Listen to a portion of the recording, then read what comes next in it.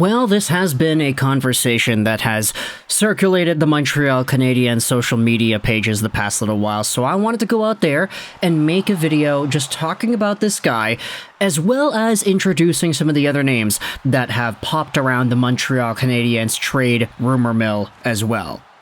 The main guy that everybody seems to be talking about in regards to the Montreal Canadiens and potential trade targets is none other than Carolina Hurricanes forward Martin Necas. And if you don't know where this is coming from, then okay, that's great, we'll get into all this and more, but before we dive into some of the ideas that are tossed around there, let's talk about Martin Necas as a player, because this certainly is a guy that I think is worth talking about.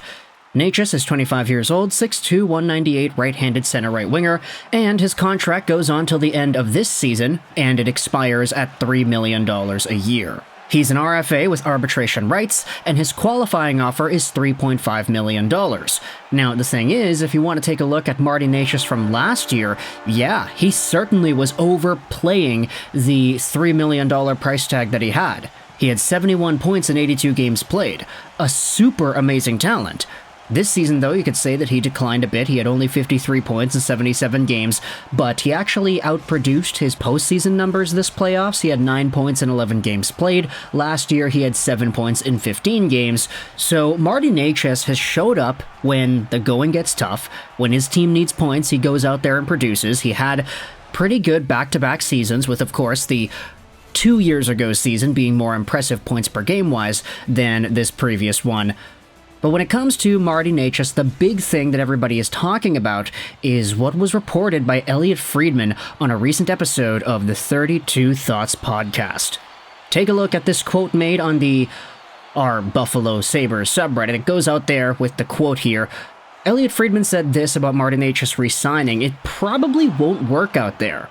The Canes are not going to do what Necas wants to do.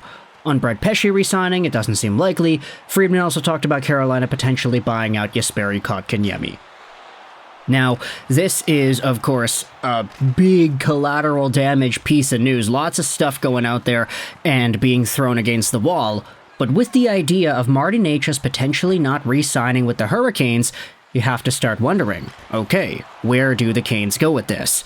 Because Necas is an RFA, it's not like he can just up and away leave whenever he wants. He has some options here. He could sign an offer sheet, but then the Carolina Hurricanes would have the option to match that. He could just hold out and not sign any contract, a la William Nylander. But that, of course, would result in an extended season's worth of time being lost if it were to go past a certain point in December. And then there's the demanding a trade option, which could be seen as a possibility here if it's very evident that he does not want to stay in Carolina. This was then pushed further by Marc-Olivier Baudin on Twitter, who went out there and quote-tweeted the Friedman podcast episode. Well, Elliotte Friedman believes that Martin Necas and the Hurricanes will have difficulty agreeing to terms on a contract extension, and therefore, he should be traded. Which, of course, is feeding into all the Montreal Canadiens fans that follow this guy into talking about Necas as an option for the Habs even more. A reply asks, "Can someone explain to me like I'm 5 why Hab fans think so much of this guy?" And Marc-Olivier then replies, "The Habs need a young, talented forward that can produce. Zegras is also a young, talented forward that can produce." I agree, but Necas is a middle six player. The Habs will have a lot of those as well in the pipeline. The Habs need elite talent. Why spend a big ass for what we don't need? "Oh, sorry," Marc-Olivier replies, "I just noticed you wrote this under the Necas tweet, but it still works. And in my opinion, the Habs have no forwards in the pipeline that will become a Necas who is a clear top 6 forward."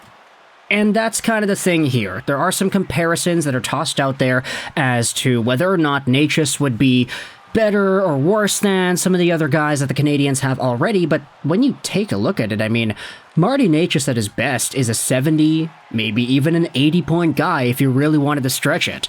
How many Canadiens guys are in that point production range? Like 2? Maybe 3 if you wanted to stretch it?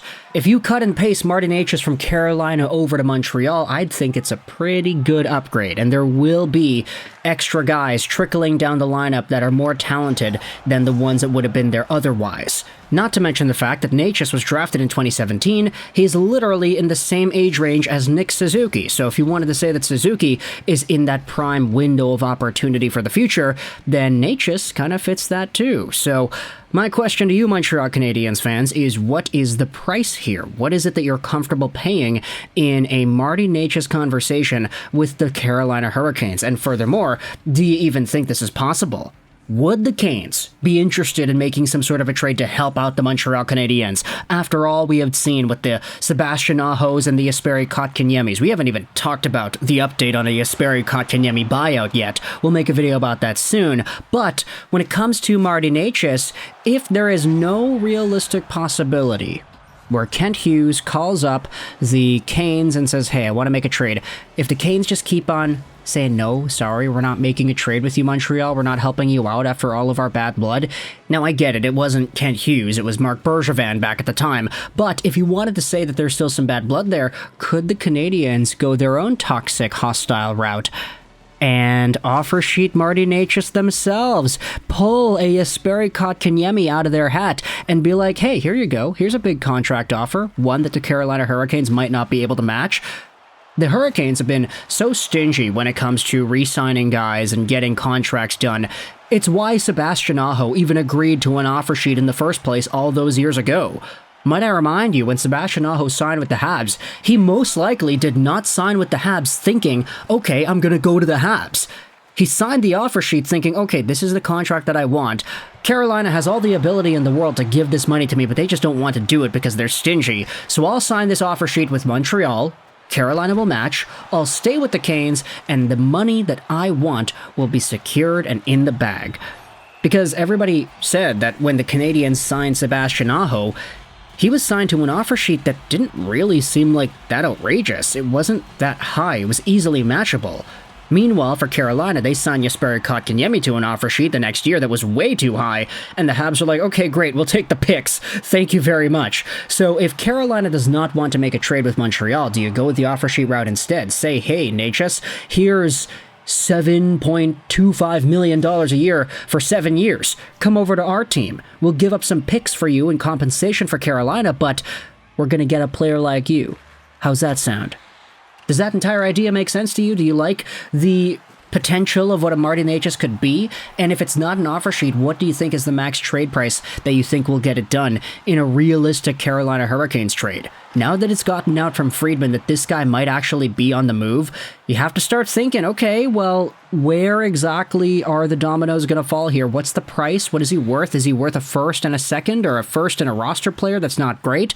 What's the direction that the Carolina Hurricanes go down without a guy like Marty Necas in their lineup? If they're so unwilling to agree with what it is that he wants on a contract, how are you going to replace that? The Hurricanes have been so good the past few years, always, continuously making the playoffs and winning games, winning rounds, that a big cog in the machine like Necas departing the team is a big deal.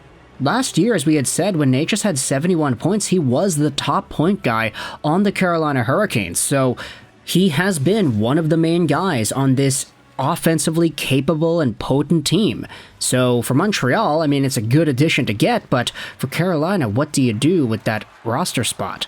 Let me know your thoughts in the comment section below about this entire Montreal trade offer sheet for Marty Necas kind of thing. This is not the only video we've made about this entire topic. We actually did talk about this a few weeks ago as well, but with the entire Elliot Friedman thing going out there saying, yeah, no, there's probably not going to be a contract sign, and with the entire trade situation going down, it makes things very interesting, especially since Montreal fans are always looming around this conversation. They're like vultures, stalking their prey. And Marty Necas' time with the Carolina Hurricanes, you could kind of visualize this as a dying corpse on the side of the mountain. Like, oh yeah, the amount of time that he's got left with this team, it's dying out. It's bleeding out. So we'll see where exactly it goes next. So let me know your thoughts in the comment section below about this Marty Necas conversation. I hope you enjoyed this video, and bye.